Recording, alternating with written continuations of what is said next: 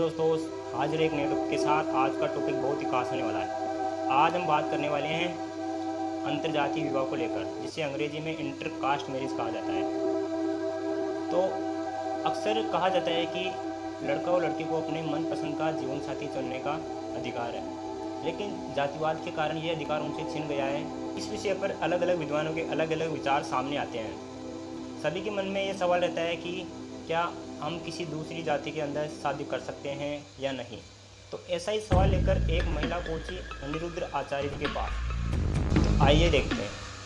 मेरा सवाल ये था कि जैसे हम सब बोलते हैं, आप भी बोलते हो कि हाँ, हमारा भारत देश एक राष्ट्र एक धर्म का होना चाहिए। कभी भी किसी काम के लिए किसी को जात धर्म नहीं पूछना चाहिए, ठीक है। लेकिन जब विवाह की बारी आती है तो उस समय जात पूछते हैं। ये बात तो सही है कि अपनी ही जाति में करना चाहिए, लेकिन इसके पीछे का रीज़न क्या है? देखिए, हम सभी संगठित रहें, ब्राह्मण क्षत्रिय वैश्य और शूद्र संगठित रहेंगे तो अच्छा रहेगा, है ना। अब हम यदि ब्राह्मण को बचाना चाहें, क्षत्रिय को बचाना चाहें, वैश्य को बचाना चाहें, शूद्र को बचाना चाहें, तो ये तभी बचेंगे जब इनकी व्यवस्थाएं मजबूत रहेंगी। भाई, विवाह ऐसा हो कि जिसमें संतान, विवाह क्यों होता है? विवाह इसलिए होता है कि हमारे द्वारा जो संतान होगी वो उच्च विचार की हो, और उच्च विचार की संतान। अब आप तो देखो, ये बातें कहने की नहीं है, फिर भी मेरे को आपके प्रश्न के लिए उदाहरण देके समझाना पड़ेगा। सामान्य जो गाय की सेवा करते हैं ना, गाय कितने प्रकार की होती हैं आप जानते हैं कुछ? एक गाय होती है जर्सी, एक गाय होती है गिर, एक साहिवाल। तो बेटा, जो देसी गाय होती है ना, देसी गाय जो होती है, जिसे हम गिर कहते हैं, गिर गाय, ये प्रजाति है गायों की, गिर गाय, साहिवाल गाय।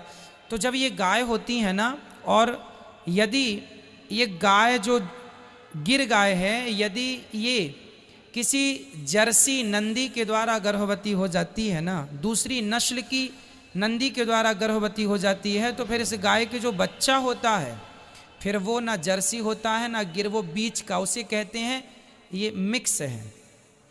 ये जो बच्चा पैदा हुआ, ये क्या करेंगे इसको?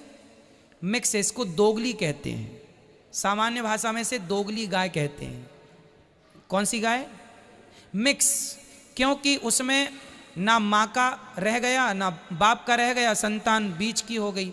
इसलिए कहीं नस्ल ना खराब हो जाए, कहीं वर्ण इसी को हमारे भारत में हमारे ग्रंथों ने वर्ण संकरता कही है। क्या कही है? गायों में ये कहा जाता है दोगली, और हमारे मानव जाति में कहा जाता है वर्ण संकरता। यदि ब्राह्मण पिता है और शूद्र माता हो जाए, तो उसकी जो संतान होगी वो वर्ण शंकरी कहलाएगी। अब हिंदू पिता है और माँ मुसलमान हो, तो वो क्या लिखेगा? मुसलमान के हिंदू, वर्ण संकरता पैदा होगी। वीडियो आगे बढ़ाने से पहले मैं आपको एक बेसिक इन्फॉर्मेशन बताना चाहता हूँ। जब भी हिंदू धर्म में कोई शादी होती है तो लड़का और लड़के के 4 गोत्र मिलाए जाते हैं। जब वह गोत्र असमान होते हैं तभी शादी होती है। तो जब उनकी शादी होने के बाद उनसे जो संतान होगी, तो अपने बेटे के आगे पिता का गोत्र ही लगेगा, और वह संतान दोगली तो नहीं कहलाएगी ना। ठीक इसी प्रकार जैसे कोई ब्राह्मण कुल का लड़का है और शूद्र की लड़की से शादी करता है, तो जो उनसे संतान होगी वह ब्राह्मण अपने आगे लगाएगी, यानी पिता का गोत्र लगाएगी। और अगर शूद्र कुल का लड़का है और ब्राह्मण कुल की लड़की है, तो उनसे जो संतान होगी वो अपने आगे शूद्र लगाएगी, अपने पिता का गोत्र ही लगाएगी। वह संतान दोगली नहीं होगी। जैसे राजीव गांधी ने सोनिया जी से शादी की, तो उनसे जो संतान होगी वह अपने आगे गांधी लगाएगी। जैसे आज राहुल जी अपने आगे गांधी लगाते हैं। और यहाँ पर अनिरुद्ध आचार्य जी कहते हैं कि नस्ल खराब न हो जाए। तो मैं अनिरुद्ध आचार्य जी को बता दूं कि मनुष्य जाति ही एक ही नस्ल है, कर्मों के आधार पर अलग अलग वर्गों में बढ़ती चली गई। तो आइए आध्यात्मिक ज्ञान चर्चा आगे बढ़ाते हैं और जानते हैं संत रामपाल जी महाराज के विचार।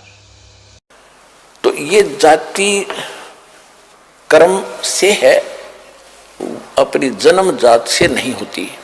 जैसे आज कोई भी लड़का, जैसे हमने देखा एक जाट और जहाँ दास सर्विस करता था नहर विभाग में, वहाँ चिनाई का काम करता था, राजमिस्त्री कहलाता था, राजमिस्त्री। और गांव में भी उसने राजमिस्त्री कहते थे, जाट होते हुए भी।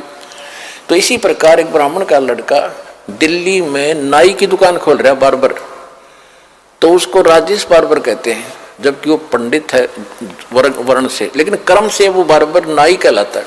तो इसी प्रकार हमारी ये जातियां बनती चलेगी, ग्रुप बन गए। फिर क्योंकि पहले व्यवसाय परंपरागत होते थे और उसी परंपरा में विवाह होना इसलिए कंपलसरी था, क्योंकि जैसे जाट की लड़की और कुम्हार का बैदी, तो जाट का व्यवसाय कुछ और है और कुम्हार का कुछ और, वो जाते सारे बर्तन फोड़ेगी। और कुम्हार की लड़की कुम्हार के ब्याही जा तो उसको पहले ट्रेनिंग होती है उस काम की, वो ठीक जाते ही रलमिल हो जाती थी।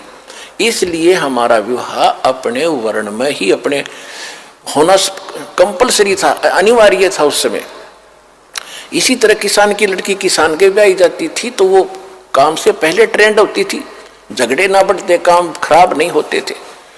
तो अब समय बदल गया है, व्यवसाय भी काफ़ी बदल गया है, तो इसमें अगर इंटरकास्ट शादी होती है तो कोई दिक्कत नहीं, क्योंकि हम मनुष्य हैं, हम एक पिता के बच्चे हैं और हमारा एक ही उद्देश्य है, यहाँ से मोक्ष कराना और सतलोक जाना, वहाँ कोई झगड़ा ही कोई नहीं। तो इस प्रकार हमने इस काल के जाल को काटना है, हर तरह से इसको कंडम करना है, सच्चाई को ऊपर लाना है।